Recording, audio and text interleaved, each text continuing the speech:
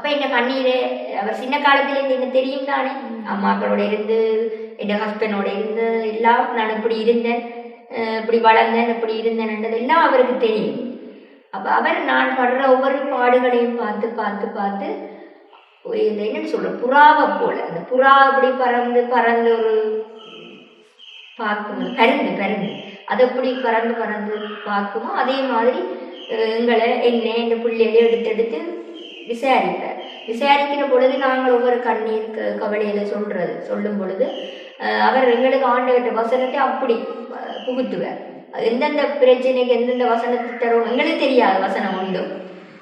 ஆனால் அவர் சொல்லுவார், இந்த வசனம் இப்படி, இந்த பிரச்சனைக்கு இந்த வசனம், கவலைப்படக்கூடாது, ஜபிக்கணும், நல்லா ஜபிக்கணும், ஜபம் தான் ஜெயம், ஜபம், ஜபீங்க சிஸ்டர் ஒன்றும் கவலைப்படாது ஜபீங்கன்னு சொல்லி அப்படி எங்களை ஆட்சி தேற்றுவார்.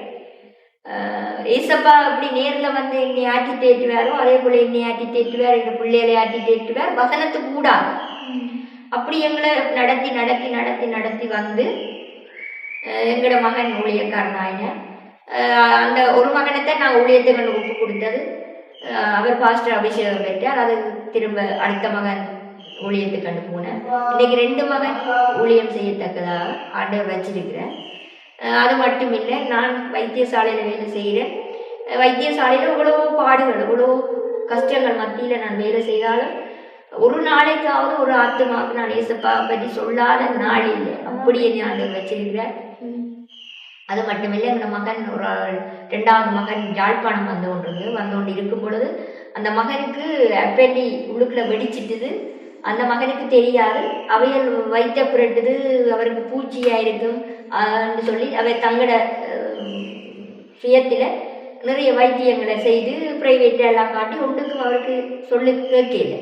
கிளிநொச்சி ஹாஸ்பிட்டல் வாசலில் வந்து இறங்கிட்டு உடனே ஹாஸ்பிட்டலுக்கு இப்படித்தான் இந்த பேரன் வந்து கொண்டிருக்கிறார். இந்த மகன் வரும்பொழுது எல்லாம் க்ளோஸ், ஹாஸ்பிட்டலில் இருக்கிற எக்ஸ்ரே யூனிட் எல்லாம் ஒரு டைம் தானே, ஸ்கேன் எல்லாம் க்ளோஸ் பண்ணியாச்சு, ஓபிடி எல்லாம் க்ளோஸ். ஆனால் ஏசப்பா என்னை அங்கே வச்சிருந்தது நிமித்தமாக அந்த மகனுக்கு அந்த இடத்துல வாசல் திறக்கப்பட்டது. ஸ்கேன் டாக்டர், எக்ஸ்ரே டாக்டர் எல்லாம் உடனே ஓடி வந்து எல்லாம் இதையும் செய்த உடனே அவருக்கு ஸ்கேனில் பார்க்குற பொழுது அப்பேண்டி வெடிச்சிட்டுது உள்ளுக்குள்ள. உடனே தியேட்டருக்கு எடுக்க சொல்லியாச்சு. அடுத்த கதையில் உடனே தியேட்டருக்கு எடுங்கன்னு சொல்லியாச்சு. அப்பாட்டையும் அம்மாட்டையும் கையெழுத்து கேட்டால் அவங்க அழுது கொண்டு நிற்கிறாங்க.